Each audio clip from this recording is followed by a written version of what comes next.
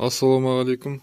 Бүгін міне мультиметрді пайдаланып генератордың жұмысын қалай тексеруге болатындығын көрсетеміз.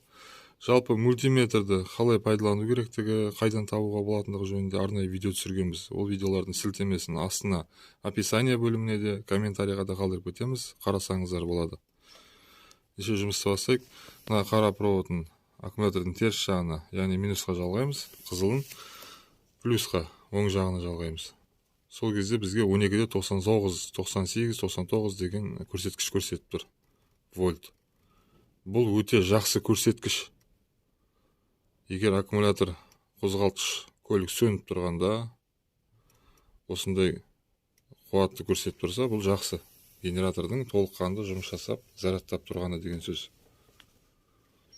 Егер бұл жерде вольт төмен болса, яғни генератор толыққанды қуат бермей тұр деген сөз, немесе аккумулятордың өзі әлсіз деген мағынаны береді. Еге достар, көлікті от алдырып, қозғалтқышты іске қосып қойған кезде тағы да тексеріп қараймыз. 13-те 42. Яғни генератор бізге жақсы заряд беріп тұр, қуат беріп тұр. Егер бұл жерде 10 вольт, 11 вольт көрсетіп тұрса, егер көлік қызып тұрғанда тексергенде, онда генератордың әлсіздігі, яғни щетка кетуі мүмкін, әлсіреу мүмкін, слабый заряд беріп тұр. Болмаса, бұл жерде әлсіз байланыс болуы мүмкін, слабый контакты. Осы жақтарды тексеріп алу керек болады. Ал егер төмен қарай түсіп кетсе, 8-7-ге қарай, онда генератордың жұмыс жасамай тұрғаны. Бұл жағдайда ол предохранитель күйіп кеткен болуы мүмкін, тоғы үзілген болуы мүмкін, немесе генератордың өзі істен шықты деген сөз.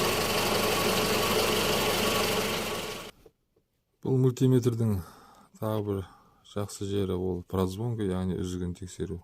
Осы арқылы предохранительдердің жұмысын тексеруге болады. Предохранительдің екі басына тегізсеңіз, міне сигнал береді. Бұл үзігі жоқ деген сөз. Сол сияқты барлығын тексеріп аласыз. Барлығы жөнінде міне ақпарат береді. Осылай предохранительдерді тексеруге болады.